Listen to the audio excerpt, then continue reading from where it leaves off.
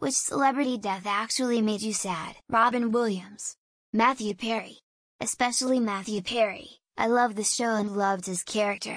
He has been making me laugh for nearly 30 years. I watched Friends weekly and religiously when it aired. I binge-watched it several times since streaming services had it. I started binge-watching it again the night he died in October and did the whole series before Thanksgiving. Made me appreciate his amazing talent even more. Rest in peace Chandler Bing. Somehow, David Bowie. I wasn't a fan, but he was around the whole time I was growing up. Maybe that's why I was so sad, but I'm not really sure. I was at my university having office hours when I saw the news online. No students had come or made appointments with me for that day, so I cancelled and went home. I just couldn't handle being in public for a while. I'm surprised that, even never being a fan, his death still makes me emotional. Canadian here. When Gord Downie of the Tragically had finally lost his battle with cancer, I absolutely lost it. Their music was a soundtrack to my youth, and I sincerely believe he will go down as one of the most respected and adored Canadians of all time. Their farewell tour across Canada, which I was absolutely honored to witness, will be recognized as a legendary act of courage and respect for their fans. R.I.P. Gord. Courage. Chester Bennington. That last album, One More Light. The album, in general, explored themes of vulnerability, personal struggles, and the impact of mental health. It delved into the human experience and emotions, reflecting a more intimate and reflective side of the band. The shift in musical style and lyrical content was seen by some as a natural evolution for the band, while others found it surprising. Robin Williams was the only one I cried over. You all know why he was my childhood. David Bowie, Alan Rickman, John Ritter. One that I think might actually be a unique comment after scrolling for a bit is actually Stan Lee. He lived to a nice old age that I wouldn't normally be sad about, but he was surrounded by family that were all fighting for his money before he even died. He must have been so lonely. Norm Macdonald. I was and am constantly watching Norm Macdonald live. Norm Macdonald has a show or random talk show appearances. I had listened to his self-narrated audiobook a few times. He was part of my daily life, albeit in a small background role. His death caught me by surprise, and a realization hit that there would be no more Norm Macdonald material. I was bummed. Leslie Nielsen. I absolutely loved his movies. I always thought he was hilarious. He was set to appear at one of my local conventions and I really wanted to meet him and have him sign the Naked Gun gift set, but at the last minute, he had to cancel his appearance, and just a few months afterwards, the news hit, and I was left shocked. Letter R.I.P. Matthew Perry. I'd cry. 'Cause I wasn't really a fan of him, and I only watched a few episodes of Friends. But I was aware of how so many people loved Friends and I still thought of him as an icon. I felt sad for his fans as well as for him because he was young and struggled a lot. And also for the people cast Friends left behind. It hurt. Chadwick Boseman. I wasn't a huge fan or anything, but seeing the interviews leading up to his death makes it so much worse. He is clearly very sick and he knows it. Even said in one interview when they asked about his character's future and he said, "I'm dead." The interviewer took it as a spoiler joke. Robin Williams' childhood nostalgia and the tragic circumstances leading to his death. Chris Cornell felt like he was one of the lucky few frontmen to survive the grunge era and conquer his demons, and Anthony Bourdain for being the guy who lived the life I wanted to live. All hurt bad. Bray Wyatt, back in August. He was a wrestler, and very much partially responsible for getting me hooked on wrestling. His death was so sudden and unexpected. I remember waking up, checking my phone and seeing a Reddit post about it. I'm still recovering from the shock. TBH. Heath Ledger. He literally at the top of my celebrity crush list ever since seeing The Patriot in middle school. I found out from the cashier as I was buying books for my senior year of college, and I'm sure that poor stranger was not expecting the reaction they got. Honestly, none. And they should neither. If they do, I haven't invested too much time I'll never get back. Tupac was hard, but I was a 10-year-old kid at the time and he was super influential to me at the time of his death. Did it affect my life at all? Nope. Fairly recently, Matthew Perry. I grew up watching Friends and it quickly became my favorite TV show, my comfort show that I could always watch no matter what, plus it also played a big role in me learning to speak English, so yeah, it definitely hit hard. Scott Hall. Razor Ramon. He'd worked so hard to get clean and help the next generation of wrestlers, donating his time and experience, overcame a stroke or two, and then died from complications from a joint replacement surgery. Really sad. Super fucked up. Andre Braugher's death really hit me. Brooklyn 99 was my comfort show after my father died. And Captain Holt being the father of the unit was like a warm blanket to me during that time.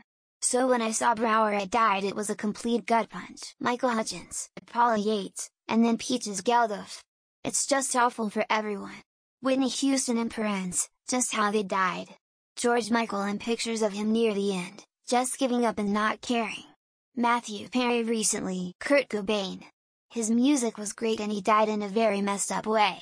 In his note he said that his daughter wouldn't have proud of him or something like that. He needed help and arguably his health problems made everything worse. R.I.P. Kurt Cobain. His music was great and he died in a very messed up way. In his note he said that his daughter wouldn't have proud of him or something like that. He needed help and arguably his health problems made everything worse. R.I.P. Kurt Cobain. His music was great and he died in a very messed up way. In his note he said that his daughter wouldn't have proud of him or something like that. He needed help and arguably his health problems made everything worse. R.I.P. Kurt. Chester Bennington. Had to skip the Linkin Park concert a month earlier because I couldn't make it. There will always be a next time. This time it didn't. I was at work when I heard it on the radio. Got very upset.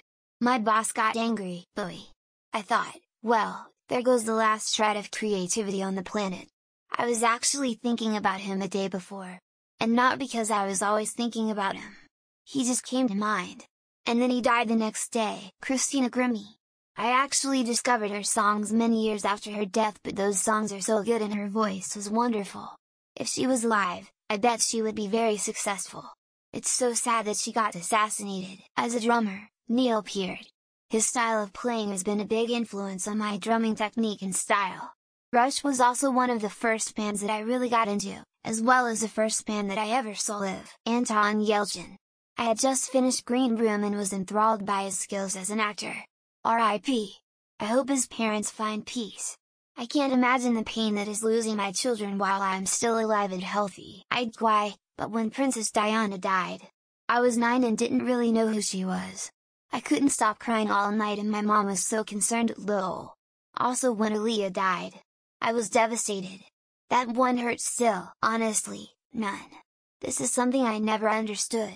While I'm obviously not happy about anyone's death, the death of a celebrity is no different than a stranger's death to me. As they're also strangers to me. Robin Williams. I met him at a show in Afghanistan in 2010. The rest of the stars left right after the show, but Robin stayed until there was no one left in the autograph line. He was really a special person. Robin Williams was the only celebrity death that affected me on a personal level.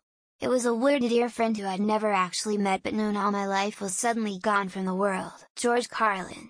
In a lot of ways he was a staple of my teenage years. Got me through so many difficult times and changed the way I think about so many different things. Almost felt like a part of me died too. Dale Earnhardt.